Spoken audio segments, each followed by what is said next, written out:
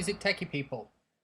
What we're going to look at today is using a gate creatively and how we can sidechain that to maybe a kick drum, a hi-hat, or something other rhythmic, and then create almost a tremolo effect on a guitar, for example, or just some strange sort of organ ambient sound, anything you want.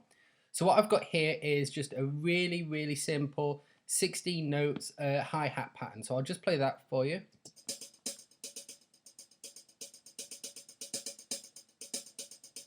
Okay, and then what I'm going to do is I'm going to place that on top of two examples. First is just like a really sort of rhythmic sort of synthy pattern, and the second is a guitar riff. So I'll play the synth pattern first.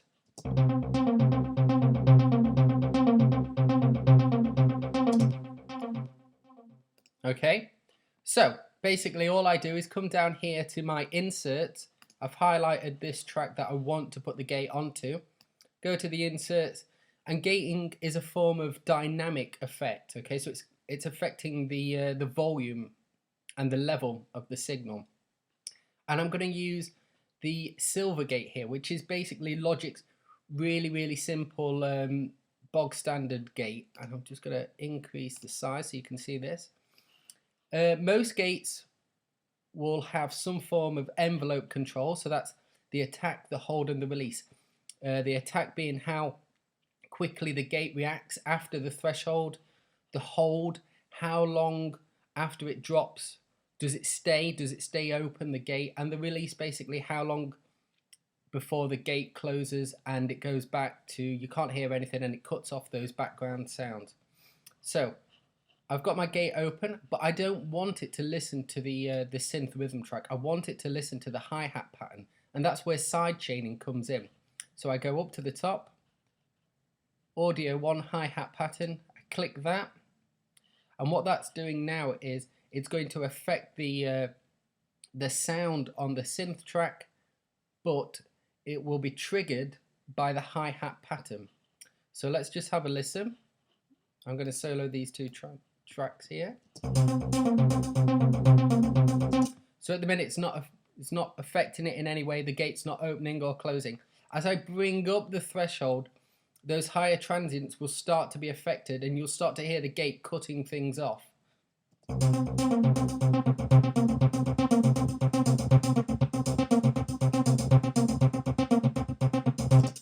So what you can hear there is that the synth pattern is being affected by that of the hi-hat. So we get this nice jumpy rhythm. This is really common in trance, techno kind of genres of music.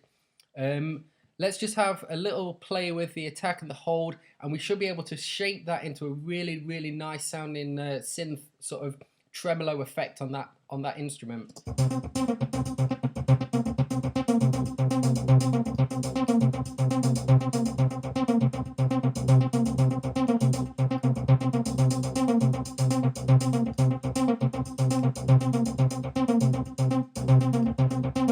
Okay, so I'll play it with the effect and then without, and you should be able to hear those. Quite a big difference now in the actual rhythm of that synth. So this is with, and then I'll cut it off so you can hear it without.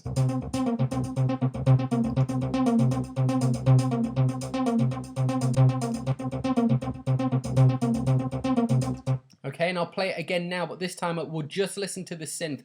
Remember, you don't have to listen to what's triggering the actual effect that you're having the gate on. So I can turn off the hi-hat. Let's just listen to the synth, and now we should still hear that sort of strange jumpy pattern coming in and out. Okay, and with it off.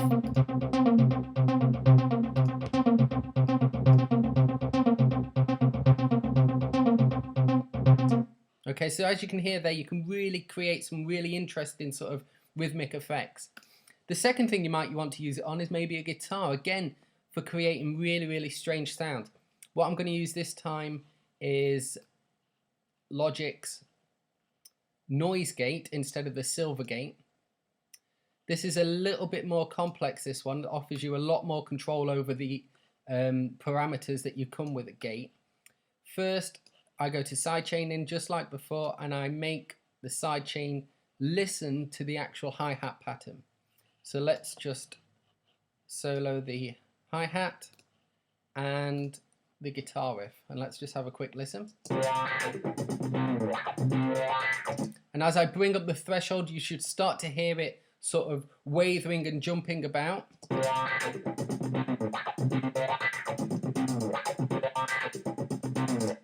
What this noise gate does, it allows you to listen to the input signal through this sidechain menu here. So I can listen to actually what's monitoring and what's coming in through the sidechain.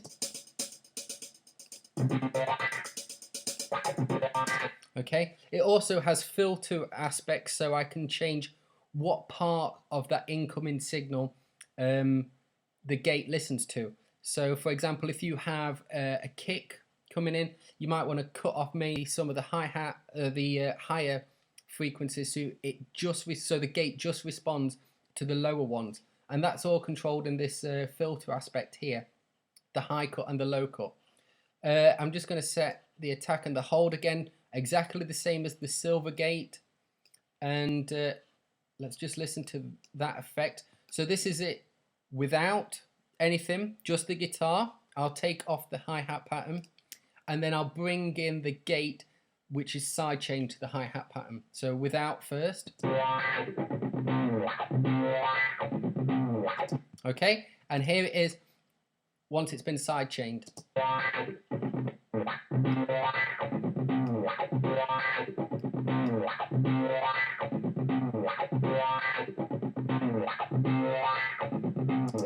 So as you agree, you can hear it's creating some really interesting rhythmic effects. So I hope that's useful, guys, and see you later.